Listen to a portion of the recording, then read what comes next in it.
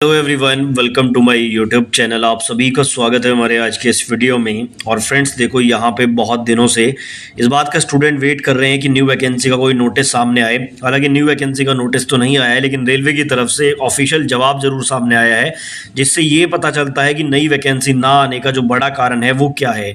दो बड़े रीज़न यहाँ पर रेलवे की तरफ से ऑफिशियली बताए गए हैं, जिससे साफ पता लगता है कि रेलवे में न्यू वैकेंसी के बिना काम चलाया जा रहा है।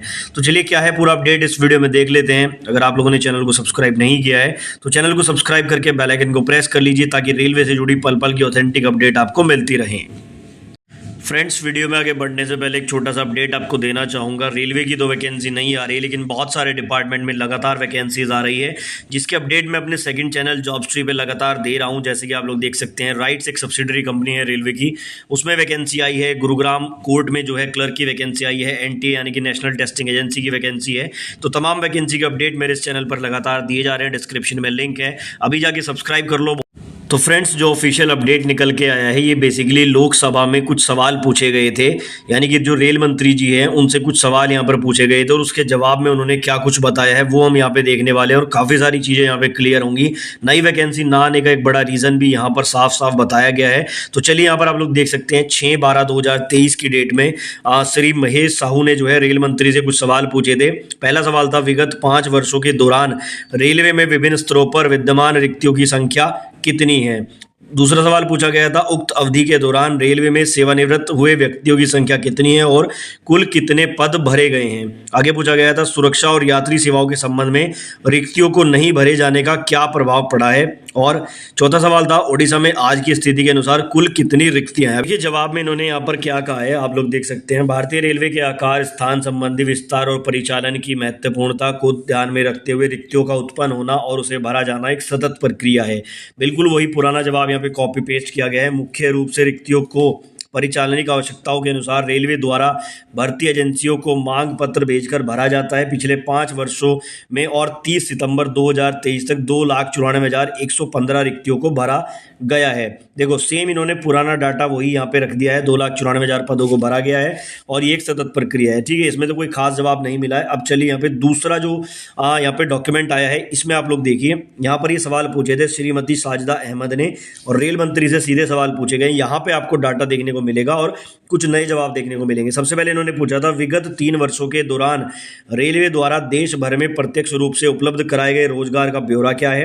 विगत 3 वर्षों के दौरान रेल सेवाओं के लिए कर्मचारियों की आउटसोर्सिंग से संबंधित ब्यौरा क्या है, और रेलवे क्षेत्र में आउटसोर्सिंग का ब्यौरा क्या है। क्या सरकार ने रेलवे बोर्ड द्वारा प्रत्यक्ष रोजगार को समाप्त करने और इसके स्थान पर आउटसोर्सिंग के माध्यम से मांग की प्रतिपूर्ति करने के उद्देश्य से कोई नीति तैयार की है। देखो, सीधे सवाल यहाँ पे पूछे गए हैं कि क्या रेलवे में प्राइवेटाइजेशन लगाया जा रहा है, क्या कर्मचारियों को प्राइवेट रखा जा रहा है। ऐसे डायरेक्ट सवाल इनसे पूछे गए। यदि हाँ, तो रेलवे में देश भर में उपलब्ध रिक्तियों का जोन वाइज ब्यौरा क्या है वो पूछा गया है। सरकार द्वारा रेलवे में सीधी भर्ती के अलावा रोजगार सृजन के लिए क्या पहल की गई है।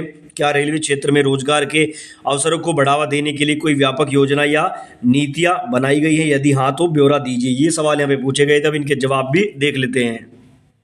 तो देखो, यहाँ पर इन सवालों के जो जवाब दिए गए हैं, यहाँ पर बहुत चीज़ें क्लियर होती हैं। और बहुत बड़ा यहाँ पे आप लोग देख सकते हैं कि रेलवे ने खुद दावा किया है कि वैकेंसी क्यों नहीं आ रही है। देखो, यहाँ पे इन्होंने क्या है, सवाल मैंने आपको बता दिया, जवाब में इन्होंने कहा है पिछले 3 वर्षों में 2020-21 और 22-23 और चालू वर्ष जो अभी है आपका 23-24 में 30/9/2023 तक 1,50,500 अभ्यर्थियों को समूह गए, यानी कि लेवल 1 ग्रुप डी की बात हो रही है, पैनल पर रखा गया है। तो ये पुरानी वैकेंसी इन्होंने गिनवा दी। ये तो पता ही है आपको, हमेशा यही जवाब देते हैं।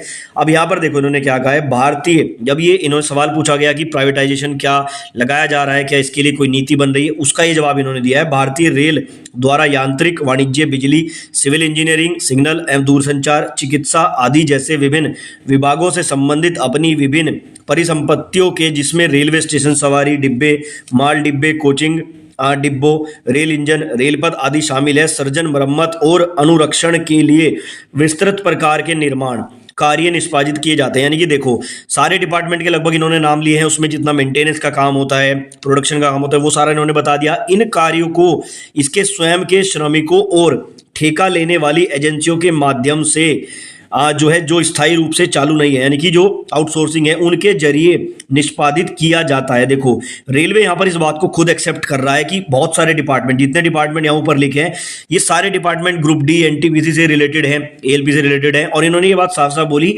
कि हम लोग एजेंसियों के माध्यम से अपना काम यहाँ पर करते हैं। अब देखो वैसे गवर्नमेंट कहती है कि भाई प्राइवेटाइजेशन नहीं हो रहा है, लेकिन ठेके पर, संविदा पर ये खुद मान रहे हैं इस बात को कि हम लोग काम करा रहे हैं। अब जब सारे काम यहाँ पर ठेकेदार के अंडर में हो रहे हैं और जो प्राइवेट कर्मचारी हैं जब उनसे यहाँ पे काम चल रहा है तो नई वैकेंसी की आवश्यकता इन्हें महसूस नहीं देती। हालांकि कुछ पोस्ट पर जैसे एएलपी हैं उन पर नई वैकेंसी निकालने की बहुत सख्त आवश्यकता है, लेकिन उसके बाद भी आप लोग देख सकते हैं गवर्नमेंट क्या कर रही है, सिर्फ काम चला रही है। और क्यों? क्योंकि इलेक्शन के नजदीक लेकर आकर वैकेंसी को निकालना है। पिछले 5 सालों से वैकेंसी क्यों रोकी हुई है कि इलेक्शन के नजदीक रेलवे की वैकेंसी निकालेंगे और वाह वाही बटोरेंगे। तो ये यहाँ पे एक बड़ा जवाब आया है रेलवे की तरफ से। आगे आप देख सकते हैं इन्होंने यहाँ पर यही कहा है कि जो है प्राइवेट कंपनियों से हम जो है काम निकालते हैं जो स्थायी रूप से चालू नहीं है, जो परमानेंट नहीं होते हैं। सेवाओं में सुधार और परिचालन से कुशलता लाने के लिए समय समय पर आवश्यकता के आधार पर बाह्य साधनों को कार्य दिए जाते हैं। देखो यानी कि बाहरी लोगों को काम दिया जाता है और उनके द्वारा किए जाने वाले कार्यों की संख्या समय समय पर आवश्यकता के अनुसार बदलती रहती है। यानी कि अगर कम लोगों की आवश्यकता है तो कम कर दिए जाते हैं, ज़्यादा लोगों की आवश्यकता है तो ज़्यादा कर दिए जाते हैं। तो एक बड़ा रीज़न यहाँ पर रेलवे ने खुद बता दिया कि नई वैकेंसी क्यों नहीं है। दूसरा मैं एक और चीज़ आपको यहाँ पर बता दूँ, जैसे ग्रुप डी की बहुत सारी जो सीट्स हैं ना वो वैकेंट है, लेकिन आप एक चीज़ देखना लगातार ना अप्रेंटिसशिप की वैकेंसी आ रही है। अगर मैं अभी प्रेजेंट की बात करूं तो 9,497 पदों पर अभी भी 5 आरआरसी में ये आपके अप्रेंटिसशिप की वैकेंसी आई हुई है, जिसमें नॉर्दर्न रेलवे है, साउथ ईस्टर्न रेलवे है, नॉर्थ ईस्टर्न रेलवे है, नॉर्थ सेंट्रल रेलवे प्रयागराज है, ईस्ट सेंट्रल रेलवे हाजीपुर है, और लगभग 10,000 के करीबी पद हो जाते हैं। तो इतनी बड़ी संख्या में अप्रेंटिसशिप को क्यों ले रहे हैं? ताकि ग्रुप डी का काम इनसे कराया जा सके। और अप्रेंटिसशिप के स्टूडेंट से मैंने बात करी तो वो बताते हैं कि पूरा ग्रुप डी एम्प्लॉय का काम उनसे लिया जाता है, पूरी उनसे ड्यूटी ली जाती है 8 से 9 घंटे की, और सारे काम वो ग्रुप डी वाले करते हैं। तो ये 2 बड़े कारण यहाँ पर साफ साफ दिखाई देते हैं। ग्रुप डी वाला मैंने को बता दिया है, दूसरा प्राइवेट कर्मचारियों के कारण यहाँ पर जो है वैकेंसीज को रोका गया है, और एक तीसरा कारण भी आप इसमें ऐड कर सकते हैं कि भाई इलेक्शन के कारण यहाँ पे वैकेंसीज नहीं दी जा रही है, कि जितना इलेक्शन के नजदीक वैकेंसी आएगी उतना यहाँ पर गवर्नमेंट को फायदा होगा। ठीक है, आगे इन्होंने जवाब यही दिया है कि कितनी हमने भर्ती कराई है, कब से कब तक यहाँ पे। तो ये तो वही रटे रटाए जवाब है। हालांकि यहाँ पर और भी मेरे पास डॉक्यूमेंट है, इसमें भी ये पूछा गया था कि भाई जो 3,12,000 पदों पर जो वैकेंसीज है उसको भरने के लिए क्या योजना बनाई जा रही है। तो यहाँ पर भी इन्होंने कोई खास जवाब नहीं दिया। इसके जवाब में इन्होंने वही रटे रटाए डाटा को जारी कर दिया कि 20-21 से हमने इतनी भर्ती दी है, अभी इतनी दी है। तो ये चीज़ें यहाँ पर चल रही हैं। एक डायरेक्ट सवाल पूछने पर भी डायरेक्ट आंसर नहीं मिलता है, घुमा फिरा कर आंसर किया जाता है।